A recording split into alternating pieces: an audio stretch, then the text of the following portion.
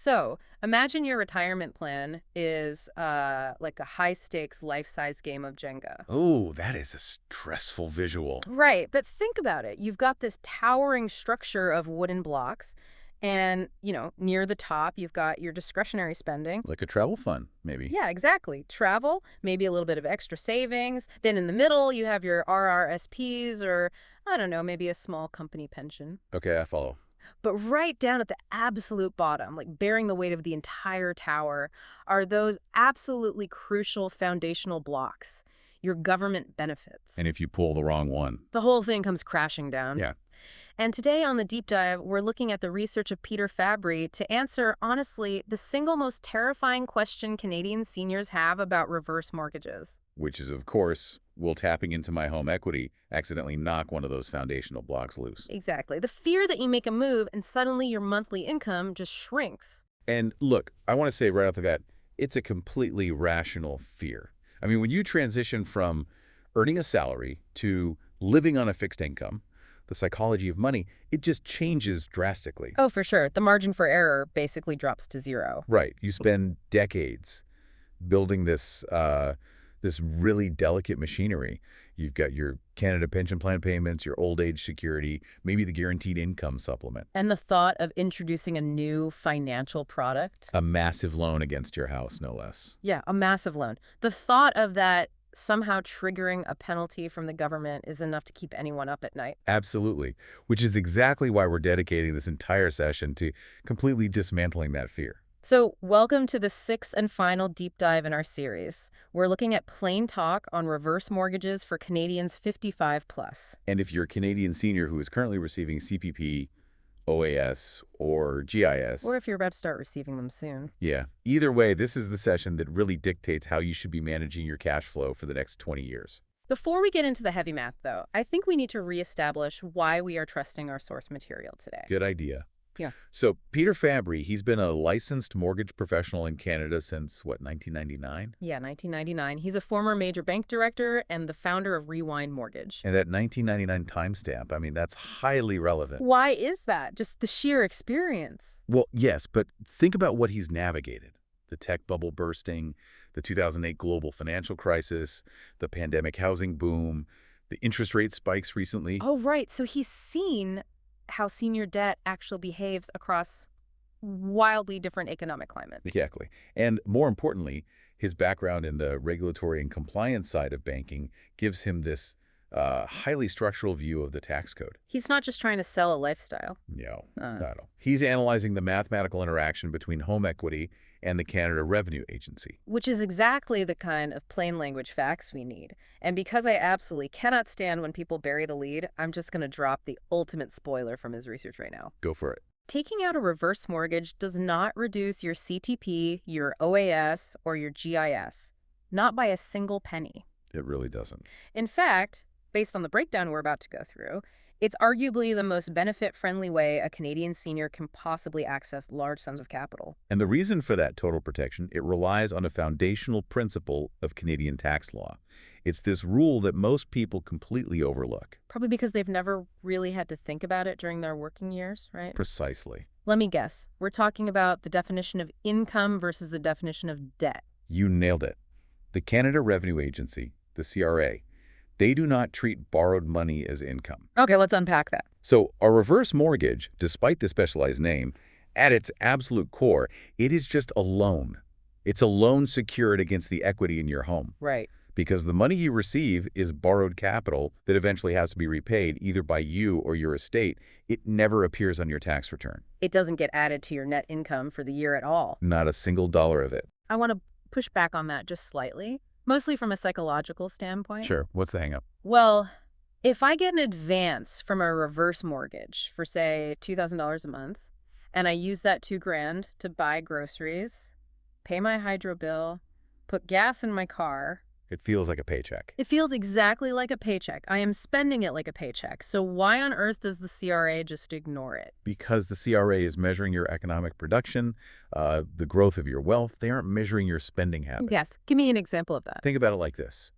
If you work a shift at a hardware store, you've generated new economic value. Right? I traded my time for money. I created new wealth. Exactly. That is income, and therefore it is taxable. But if you take an advance from a reverse mortgage, you haven't created any new wealth. I'm just moving things around. Right. You've simply converted an asset you already own, the equity in your house, into liquid cash, while at the exact same time taking on an equivalent liability, the loan balance. So mathematically, I haven't actually gained anything. Exactly. Your net worth hasn't increased by a single dollar. You're just moving money from one column on your balance sheet to another. Ah, okay, I see. It's like using a credit card. That's a perfect parallel. Like if I swipe my credit card for $1,000 to buy a new television, the government doesn't send me a tax bill at the end of the year claiming I earned an extra $1,000. Right, because they know you have to pay the credit card company back. The money wasn't earned. It was borrowed. Whether it's a credit card, a line of credit, or a reverse mortgage, debt is not income. The challenge, though, is that seniors are essentially conditioned to fear deposits. Oh, totally. From the day you retire, almost every single dollar that enters your BART account feels like a trap. Because usually it is. A withdrawal from an RRSP. Taxable. A RRIF withdrawal. Taxable. Company pension payout. Fully taxable. You just get trained to believe that any influx of cash is going to trigger a tax consequence or some kind of benefit clawback. You just assume the government has its hand in every single pot. But Fabry's text doesn't just rely on theoretical accounting principles here. He actually points to the federal government's own documentation to prove this. That's the part that I think should allow listeners to take a massive sigh of relief. What does the government actually say? The text quotes the Government of Canada website directly on this exact issue. It states, in black and white on canada.ca, quote, "This money doesn't affect the old age security, OAS, or guaranteed income supplement, GIS, benefits you may be getting," end quote. Okay, having the government themselves explicitly state, don't worry, this doesn't count, is huge. It's the ultimate reassurance. But I refuse to just take a blanket statement and move on. The Jenga tower is too fragile for that. We need to look at each individual block. Yes, because each benefit operates under totally different sets of rules. So let's start with the Canada Pension Plan. How is CPP insulated from a massive influx of reverse mortgage cash? CPP is completely insulated because of the fundamental philosophy of how it was built. CPP is not a welfare program. It's an earned pension. Exactly. Your payout is calculated strictly based on your historical contributions during your working years, plus the contributions your employers made on your behalf. Adjusted for how many years you worked and when you actually choose to start taking it, right? Right. So it's a closed loop. The calculation is based entirely on your past behavior, not your current reality. So it's completely divorced from my current net worth or my assets or my current debt load. Completely. I mean, you could inherit $5 million tomorrow, or you could take out a massive reverse mortgage to renovate your entire house. The CRA and Service Canada do not care. My CPP payment is still going to arrive next month in the exact same amount it always does. Because you already paid for it during your working decades. Okay, that makes perfect sense. CPP is locked in. It's safe. But what about old age security? Because OAS is a different beast entirely. It really is. It's a federal pension paid to most Canadians over 65, but I didn't specifically pay into an OAS fund on my pay stubs like I did with CPP. No, it comes out of general tax revenues. And the text makes a massive point about a specific trapdoor attached to OAS. Yes, that trapdoor is formally called the OAS recovery tax, though literally every financial planner and senior in the country just calls it the OAS clawback. Let's talk about the clawback. How does it work? Well, unlike some lower income benefits, OAS is not income tested for basic eligibility. If you meet the residency requirements, you get the base amount. Okay, so everyone gets it initially. Right. However, the government designed it with a ceiling. They basically decided that high-income seniors do not need the full support of the state. Define high income in this context. Let's get the actual 2025 thresholds from the source material to really anchor this for the listener. For 2025, the OAS clawback threshold begins at $90,997 in individual net income. Nearly $91,000. I mean, honestly, that's a pretty comfortable income for a single retiree. It is. Most folks listening might think, well, I'm pulling in 50 or 60 grand between my pensions. I don't have to worry about that threshold at all. And that assumption right there is exactly how people accidentally stumble into the trap. Walk me through it. How do you stumble into it? Let's run a highly realistic scenario. You're a senior with a base income of $75,000. You are well below that $90,997's other threshold. Your OAS is perfectly safe. Right, I'm living comfortably. But then, your condominium board hits you with a massive special assessment. Or maybe you need to do an emergency foundation repair on your house. The classic unexpected emergency. Suddenly you need $25,000 in cash. Right now. Okay, well, I definitely don't have $25,000 just sitting in my checking account. So I look at my retirement accounts, I call my bank, and I say, listen, I need to pull $25,000 out of my RIF. The moment you do that, you trigger the trap. Because it's taxable income. Yes. Traditional retirement accounts like RRSPs and RIFs represent pre-tax money. When you withdraw that $25,000, it is added directly to your taxable income for the year. Oh, wow. So suddenly my $75,000 base income jumps to a net income of $100,000 for that year. Exactly. And just like that, you've blown past the $91,000 threshold. I am roughly $9,000 over the limit. What is the actual penalty for that overage? The clawback rule dictates that for every single dollar of net income you report above that threshold, 15 cents of your OAS is recovered by the government. So on that $9,000 overage, You are losing $3,350 of your OAS payments. The government literally holds back that money from your monthly checks over the next recovery period. that is infuriating. I save that money in my RRSP for emergencies. I have an emergency, I use my own money, and as a direct result, the government shrinks my pension. It's extremely frustrating. You're basically being penalized for being responsible and having savings. It highlights a huge flaw in relying purely on fully taxable accounts for large, lumpy expenses in retirement. It does. But now, let's swap the tool. Let's say you leave the RIF alone and you pull that exact same $25,000 from a reverse mortgage instead. Because the reverse mortgage is a loan, it's not taxable income. Exactly. $0 are added to your net income. Your reported income for the year remains at your base of $75,000. So I stay safely below the threshold. Yes. Your OAS check remains completely untouched. You solved the housing emergency without poking the bear. That is a brilliant piece of defensive strategy, but as eye-opening as the 15% OAS clawback is, the source material suggests it's actually just a warm-up. Oh, the OAS clawback is mild compared to what comes next. The mathematics become infinitely more brutal when we shift our focus to lower-income seniors and the guaranteed income supplement, don't they? The GIS trap is arguably the most critical piece of financial education a low to moderate income Canadian senior can ever receive. If the OAS clawback is a penalty. The GIS clawback is a guillotine. Okay, let's ground this before we do the terrifying math. What exactly is the GIS and who qualifies for it? The Guaranteed Income Supplement is a non-taxable monthly benefit paid specifically to low-income OAS recipients living in Canada. So it's essentially a safety net of last resort. Exactly. It's designed to ensure seniors do not fall below the poverty line. The text provides the upcoming 2026 maximums to give us a sense of scale. What are those numbers? It maxes out at approximately $1,086 per month for single seniors and $654 per month each for couples. $1,086 a month. That is massive. It's life-changing money. I mean, if your base income is just CPP and OAS, that extra $1,000 isn't discretionary spending. That's not your travel fund. No, that is the hydro bill. That is the grocery budget. That is the property tax installment. It's pure survival money. It is the absolute bedrock of their Jenga tower. And because it is designed specifically for low-income survival, the government guards it fiercely. How so? Well, unlike OAS, which only starts clawing back at $91,000, GIS is strictly income tested from the very first dollar you earn above the base threshold. From the very first dollar. Yes, and the reduction rule is staggering. What is the rule? Give me the raw math. For every single dollar of outside income you generate, your GIS is reduced by 50 cents. Wait, half. A 50% reduction rate. A 50% clawback. That is worse than the highest marginal tax bracket in the country. It really is. If a billionaire makes an extra dollar, they don't even lose 50 cents of it to the federal government. But a senior living near the poverty line does. It's a highly controversial policy, for sure.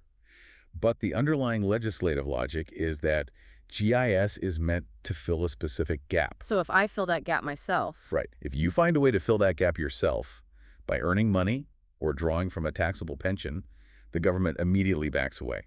They pull their support at a rate of 50 cents on the dollar. Let's run a full detailed simulation of this because I want the listener to feel the exact weight of this math. This is the scenario Peter Fabry outlines in the text, right? Yes, let's walk through it. We have a single senior. They're receiving a modest CPP, their OAS, and their maximum GIS. They are getting by, but they desperately need an extra $12,000 this year. Maybe they need a new furnace, or maybe inflation has just pushed the cost of food so high that they need an extra $1,000 a month just to eat properly. Totally realistic. They need $12,000 of liquidity. And they have two avenues to get it. Path A is withdrawing from a small RRIF they've been hanging on to.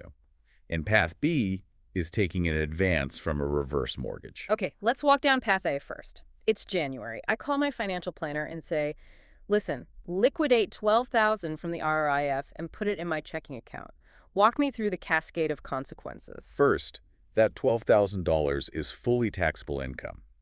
Depending on your base income and your provincial tax rates, the government is going to take a slice immediately. Just right off the top. Right off the top. The text estimates roughly $2,400 in income tax payable on that withdrawal. Okay, so I needed $12,000, but the bank withheld tax, so I only actually got $9,600 in my pocket. That's annoying, but, I can probably survive it. You survived the spring, but then July arrives. What happens in July? July is when Service Canada recalculates your GIS benefits based on your tax return from the previous year.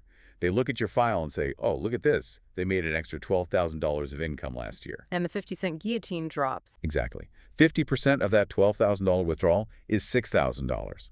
Your GIS payments over the next 12 months will be reduced by a total of $6,000. That's $500 a month vanishing from my bank account, starting immediately. Poof, gone. Let me summarize this absolute carnage. I withdrew $12,000 of my own savings. I paid $2,400 in income tax. I lost $6,000 in GIS benefits, which means I surrendered $8,400 to the government just to access my own money. The net cash advantage to my life, like the actual value I got to keep, was a measly $3,600. You burned through $12,000 of your hard-earned retirement capital to increase your actual standard of living by only $3,600. It is a mathematical disaster. You're essentially working backward. Okay, let's reset the board. Path B, I take the exact same $12,000 draw, but I pull it from the equity in my home using a reverse mortgage. The money hits your account. Because it is a loan, the income tax payable is zero. Because it is not reported as net income, Service Canada never sees it. So come July. Your GIS calculation is completely unaffected. The clawback is zero. The net value of that $12,000 draw to your life is exactly $12,000. I have to challenge something here, though, because any skeptical listener is screaming this at their device right now. Let's hear it. Reverse mortgages charge interest. The bank isn't doing this out of the kindness of their hearts. If I have an 8% interest rate on that reverse mortgage, aren't I just trading a tax problem for a debt problem? How can you call this a good deal? That is the most common pushback, and it comes from a misunderstanding of cash flow versus cost. You have to compare the two scenarios objectively. Okay, lay it out for me. Yes, if you borrow $12,000 at, let's say, 8% interest, you will accrue roughly $960 in interest charges over that first year. That debt is added to the balance of your home. Right. However, you must weigh that $960 interest accrual against the guaranteed immediate loss of $8,400 on the RIF side. Wow. Put that way, it's not even a competition. It's not. Would you rather see the debt on your home slowly increase by $1,000? Or would you rather have the government rip $8,000 directly out of your checking account this year? I mean, the choice is obvious. The interest on the reverse mortgage is vastly, exponentially cheaper than surrendering 70% of your withdrawal to taxes and benefit clawbacks. It fundamentally reframes the cost of the mortgage. It isn't a cost, it's a shield. That's a great way to put it. It's an incredibly cheap insurance policy against the CRA. And the text points out that if you stretch this logic out over a decade, the numbers become life-altering. The author calculates that over 10 years of drawing that kind of supplementary money, the GIS preservation alone could be worth $60,000 or more to a qualifying senior. $60,000. That is $60,000 of real cash that stays in your pocket buying groceries, paying for medication, and maintaining your dignity, rather than evaporating into the federal tax system. That is staggering. It actually makes me sick to think about how many seniors are unknowingly cannibalizing their own lifelines just because they think touching their home equity is somehow inherently dangerous. It's a tragic lack of information. But before we move on, I have to bring up a massive warning sign that Fabry flashes in the text. There is a loophole here that seniors might try to jump through, and it ends very badly. Yes. We need to talk about the investment warning. The temptation to game the system. It is a very subtle but incredibly important nuance in how the CRA categorizes money. Let's say I'm listening to this and I think I'm a financial genius. I realize that reverse mortgage money is invisible to the government. So I decide to take a massive lump sum draw, let's say $100,000, out of my house. Okay. I don't need it to live on. Instead, I take that $100,000 and I invest it. I buy a guaranteed investment certificate, a GIC, paying 5%, or I dump it into a high-yield dividend stock portfolio.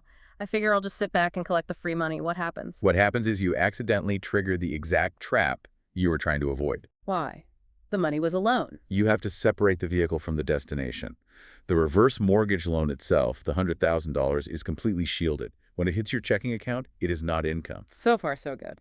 But the moment you take that safe, invisible money and purchase an investment vehicle, the rules change. If that $100,000 GIC generate 5% interest, that is $5,000 of brand new yield. Ah, right. That $5,000 is not borrowed money, it is newly generated wealth.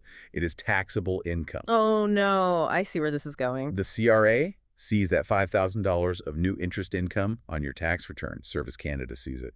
And because of the 50-cent rule, they instantly claw back $2,500 of your GIS for the following year. So by trying to outsmart the system and earn a few bucks on a GIC, I inadvertently created a tax event that destroyed my monthly safety net. Precisely. The source text makes this distinction razor sharp. The money itself doesn't hurt you, but what you do with it absolutely matters. Give me a safe example versus a dangerous example. If you use the reverse mortgage to buy groceries, fix the roof, pay off a high-interest credit card, or just live comfortably month to month, you are perfectly safe. You are simply spending capital. No new income is generated. But if I invest it?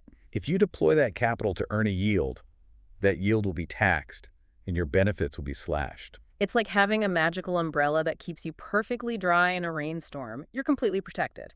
But if you get bored, pull out a water bottle and start squirting yourself in the face under the umbrella, you're still going to get wet. That is a fantastic analogy. The umbrella can't protect you from a hazard you manufacture yourself. Right. The tool is designed for capital consumption and debt consolidation, not for leveraged yield farming.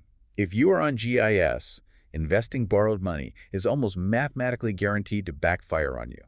Okay, that is a crucial guardrail. I'm really glad we covered that. So far, we've focused heavily on the drip, right? The monthly income, taking a little bit at a time to survive. The ongoing expense. Yeah, but anyone who has owned a home for more than 5 minutes knows that life rarely happens in predictable monthly increments. Let's shift gears and talk about the meteor strikes, the sudden, massive financial shocks. The classic $25,000 problem. Yes, you're cruising along, you've got your Jenga tower perfectly balanced, your budget is tight, but it works. And then you wake up one morning and the roof is leaking directly onto your dining room table. Or the transmission falls out of your car, and because you have mobility issues, public transit just isn't an option. Or perhaps, most commonly, you suffer a health event, and suddenly you need a $25,000 stair lift and bathroom modification just to be legally allowed to return to your own home from the hospital. These are not optional lifestyle upgrades. These are non-negotiable emergencies. You cannot delay a leaking roof or medical discharge. And when you are living on a fixed income of mostly CPP and OAS, getting hit with a $25,000 bill is catastrophic. So what is the traditional, fundamentally flawed reflex that most seniors have in this moment of panic? The reflex is to look for the largest pile of liquid cash they can find. And for most seniors, that means calling the bank and liquidating a massive chunk of whatever RRF or RRSP they have left, or cashing out non-registered savings that have been quietly generating interest. Let's trace the cascading failure that this reflex causes, keeping everything we just learned about the GIS in mind. It absolutely shatters the structural integrity of their financial plan, not just for today, but for the next 18 months. When you withdraw $25,000 from RRF to pay the roofer, you have essentially dumped a massive bucket of taxable income onto your tax return for that single year. The CRA looks at my file and thinks I took a high-paying part-time job. Exactly. First, you get hit with a devastating tax bill on the withdrawal itself. Because it's a lump sum, it might even push you into a higher marginal tax bracket for that year. Meaning the bank has to withhold even more money just to satisfy the immediate tax liability. Right, but that's just the initial blast. The radioactive fallout happens the following year. The July reassessment. Yes. The government assesses your previous year's income. They see that $25,000 spike. And because of the 50-cent clawback rule, your GIS for the entire following year is completely obliterated. Let's do the math on that. 50% of 25,000 is? It's $12,500. Unless you are receiving the absolute maximum possible GIS, that clawback will wipe your benefit down to zero. So let me get this straight. My roof was leaking and fixed it with my own savings. And my reward is that for the next 12 months, I lose my $1,086 a month GIS payment. Yep. I literally lose over $13,000 of income. How am I supposed to buy groceries next year? I just blew a crater in my monthly survival budget to fix a piece of plywood on my house. You have articulated the exact nightmare scenario. As the author highlights, protecting a $1,086 a month GIS payment is worth $13,032 a year. That's a massive amount of money to lose. If you use a taxable withdrawal to pay for a home repair, you are effectively paying for that roof twice, once with the withdrawal itself and a second time through the total loss of your government support. It is utterly paralyzing. So bring in the reverse mortgage. Show me how it behaves as a shock absorber in this exact crisis. It acts as an absolute firewall between your capital expenses and your operating budget. The roofer hands you a bill for $25,000. You request a $25,000 lump sum advance from your reverse mortgage.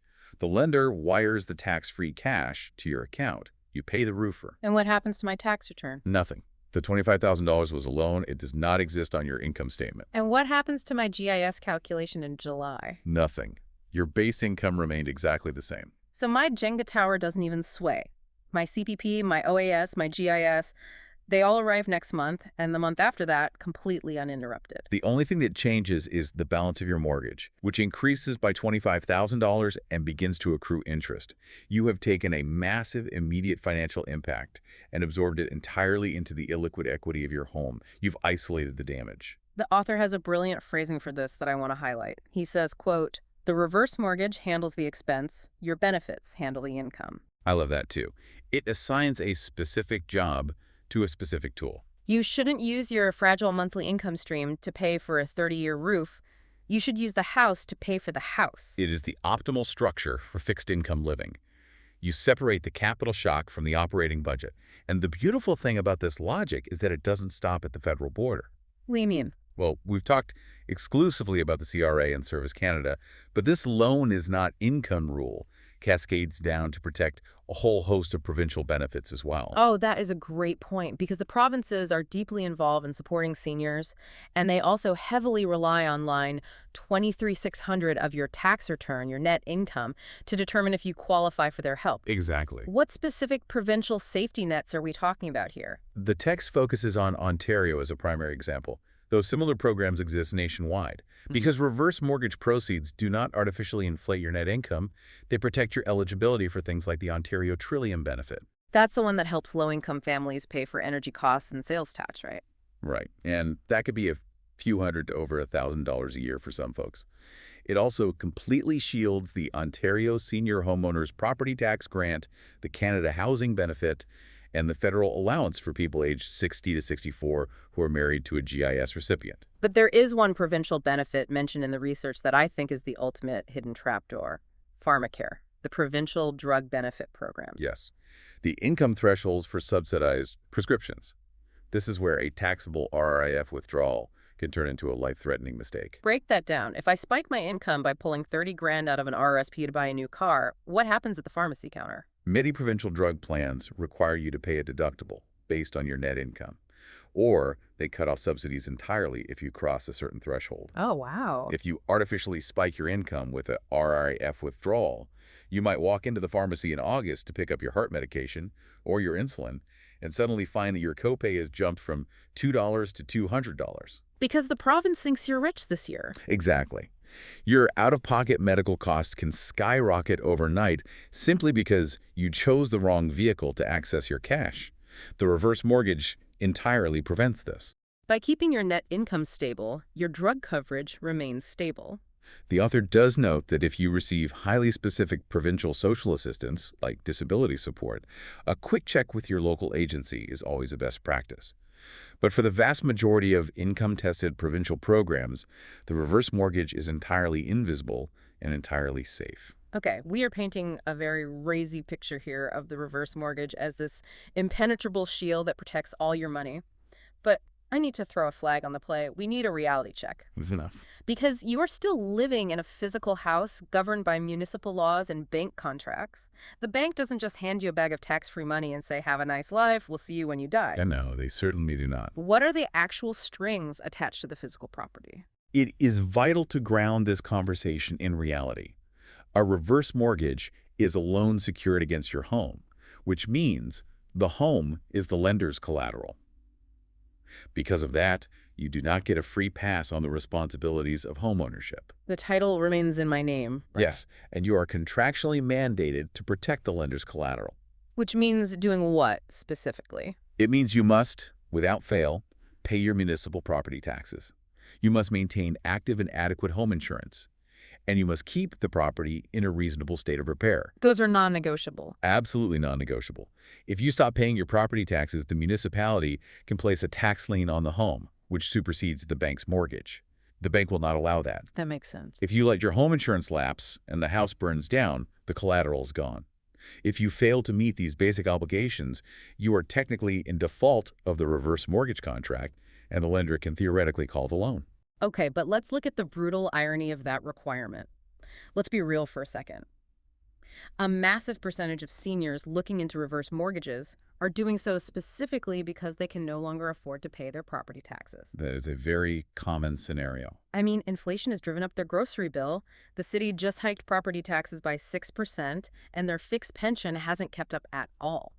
The municipal tax bill is the exact straw breaking the camel's back.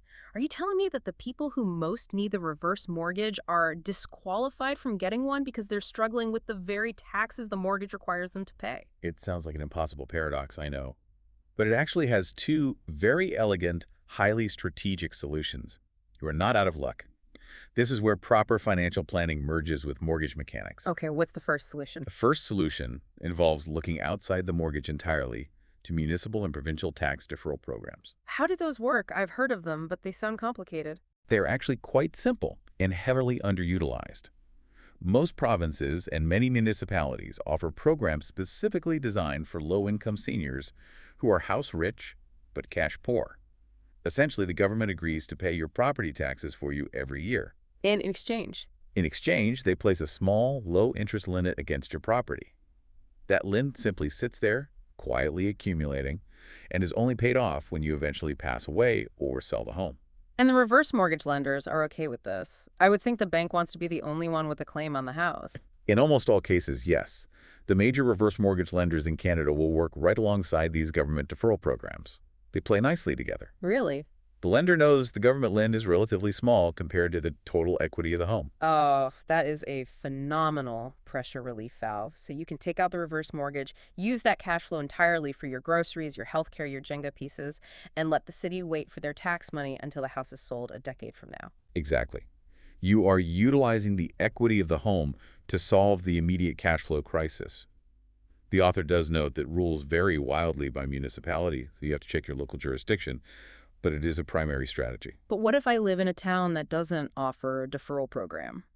Or what if I just don't qualify? Does the paradox trap me again? No, because there is a second, entirely internal solution. You use the reverse mortgage funds to pay the taxes directly. So I'm borrowing money against the house to pay the taxes on the house. That sounds incredibly circular. Isn't that just burning the house down from both ends? It is circular, but in a highly functional, mathematically sound way.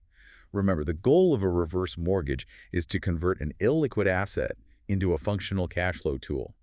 If the carrying cost of the asset, the property tax, is choking your budget, you simply use the asset to fund its own carrying cost. How do you structure that practically? Do you just take a giant lump sum and put it in a savings account? You can, but a more efficient way is to structure the reverse mortgage to provide an automatic annual advance. Oh, I see. For example, if your property taxes are $4,000 a year, you instruct the lender to release $4,000 to your bank account every May, right before the tax bill is due.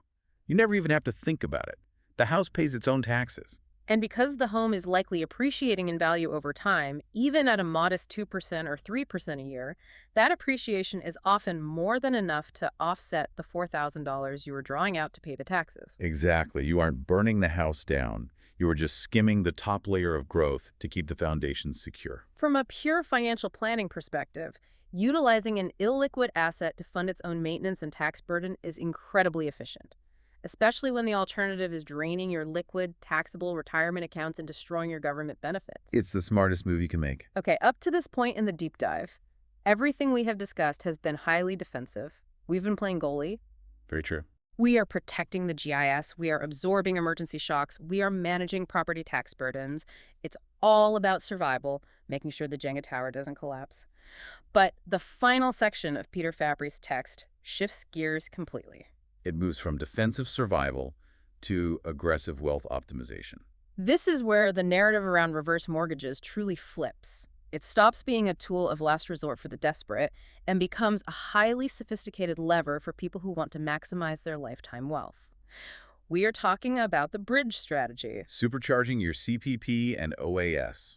I love this concept. But before we build the bridge, we have to explain the gap it crosses. Tell me about the power of delaying government pensions. If you look at the fundamental mathematics of retirement, the single biggest threat you face is longevity risk.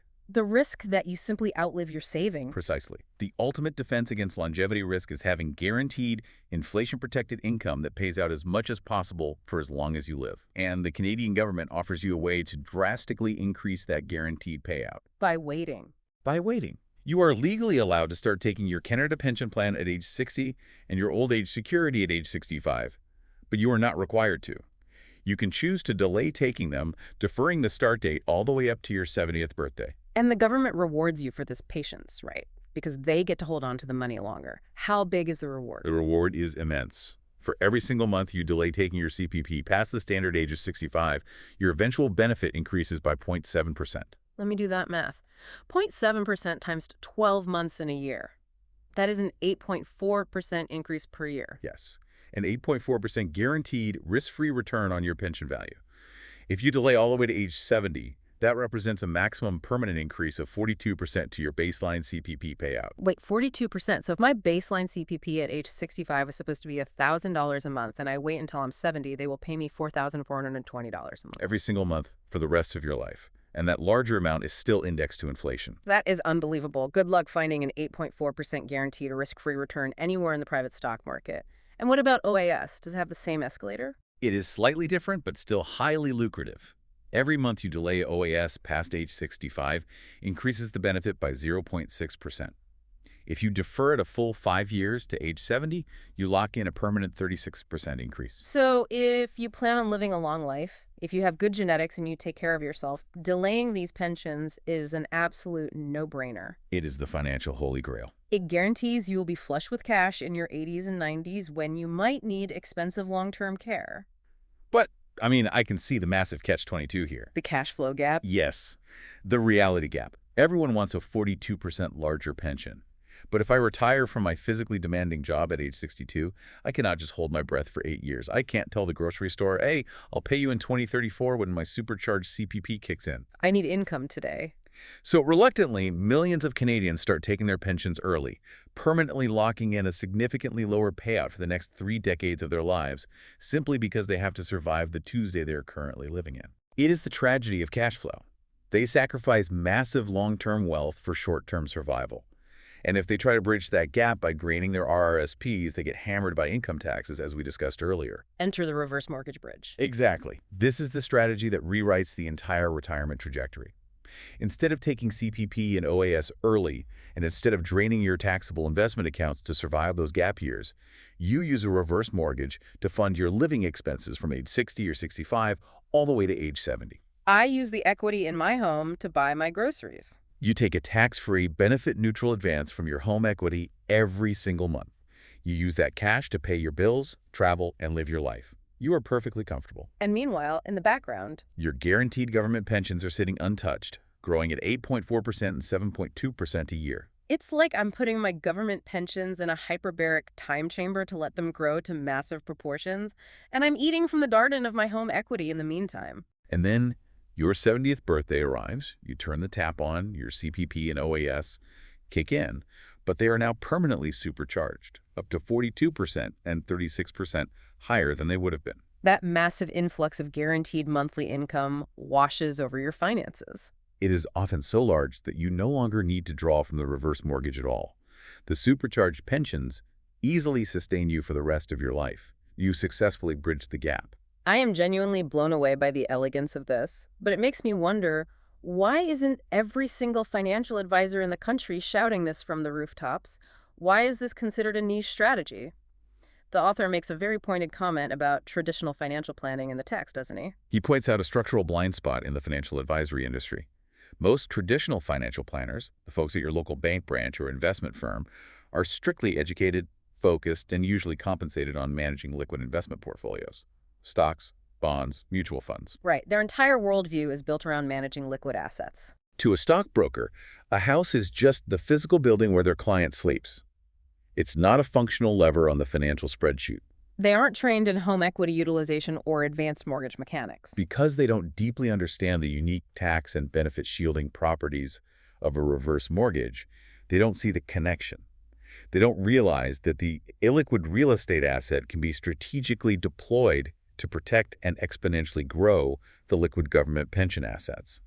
They operate in silos. But Peter Fabry operates across those silos. His background in both mortgage compliance and broad financial structuring allows him to connect the dots. He sees the Jenga tower as one complete, interconnected system, rather than just focusing on the top block. It really is a total paradigm shift. It takes the reverse mortgage, dusts off the old stigma of it being a desperate lifeline for broke seniors, and reintroduces it as a highly sophisticated wealth optimization tool. It allows you to leverage the single largest asset you own, your home, to guarantee that you never run out of money. So, as we zoom out and look at the entirety of this six-part journey we've been on, what is the final takeaway? We started session 1 looking at the skepticism, the myths, the fear that the bank was trying to steal the house. We navigate the interest rates, the estate planning, the spousal protections. And we've ended up here talking about supercharging government pensions and shielding against 50% benefit clawbacks. I believe the overarching theme of Peter Fabry's entire body of work is empowerment through accurate, unhyped information. The Canadian retirement landscape is incredibly complex. But reverse mortgages are not a trick, and they are not a scam. They are highly regulated, mathematically efficient tools designed specifically by the banking system and the government to solve a very specific problem, being asset-rich but cash flow poor. The ultimate message is that you have power. You have the power to access the hundreds of thousands of dollars of wealth you spent decades building in the bricks and mortar of your home, and you can do it without being punished. You can fix your leaking roof, you can afford your private medical care. You can bridge the gap to age 70. And you can do it all while staying entirely within the rules the Canada Revenue Agency itself has established. You do not have to hand your hard-earned benefits back to the government just to access your own wealth. The tax codes and the benefit rules are set in stone.